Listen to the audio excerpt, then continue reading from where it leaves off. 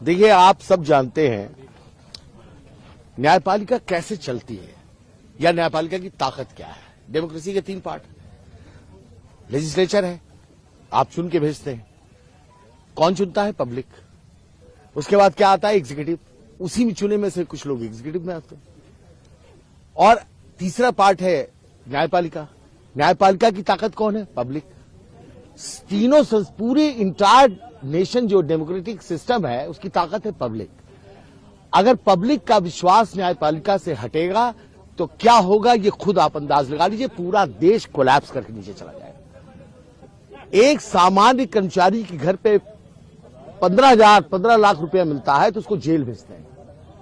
एक जज के घर पे 15 करोड़ रुपया कैश मिल रहा है, उसको घर वापसी का इनाम दिया जा रहा है। क्या हाईकोर्ट, इलाहाबाद हाईकोर्ट क्या डस्टबिन है, कचरा बिन है? करप्शन के खिलाफ हाईकोर्ट बार बिल्कुल स्ट्रांग फुटिंग पे खड़ा है। हम उसका स्वागत यहां नहीं होने देंगे। उनका ज्वाइनिंग अगर होती है, we will sine die the high court, lawyers will abstain from work. आगे देखिए, आज का ये जो अभी आपको फैसला है, जो हमने स्ट्रांग वर्ड में प्रोटेस्ट किया है, ये एग्जीक्यूटिव का डिसीजन है। We have got the power to protest. फैसला क्या होगा उसके लिए जनरल हाउस सोमवार को तय करेगी। बहुत बड़ी जनरल हाउस होने जा रही है जिसमें सारे लोग मिलकर ये तय करेंगे कि हमारी मांग क्या है।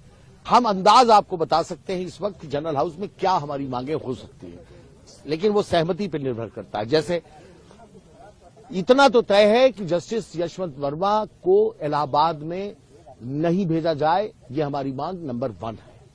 नंबर 2, किसी तरह की अब कोई जांच की आवश्यकता नहीं है, क्योंकि अगर जस्टिस वर्मा कोई एक्सप्लेनेशन देते हैं उससे पब्लिक फेथ रिस्टोर नहीं हो सकता। पब्लिक फेथ पूरी तरह से डैमेज हो चुका है।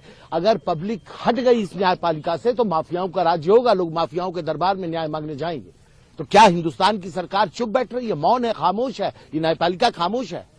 क्या पब्लिक फेथ बचाने की जिम्मेदारी सिर्फ लॉयर्स की है, जजेस की नहीं है?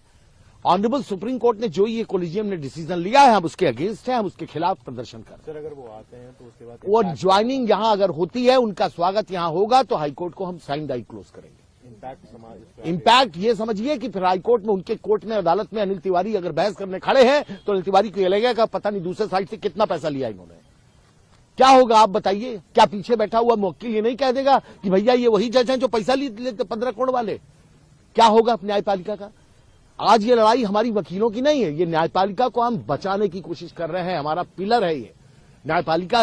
वो चीज है जिसको अगर डैमेज हुआ तो इसका फिर हिंदुस्तान में कुछ नहीं बचेगा। न डेमोक्रेसी बचेगी, न स्वतंत्रता बचेगी, कुछ भी बचेगा नहीं। दोबारा गुलाम होना चाहते हैं क्या?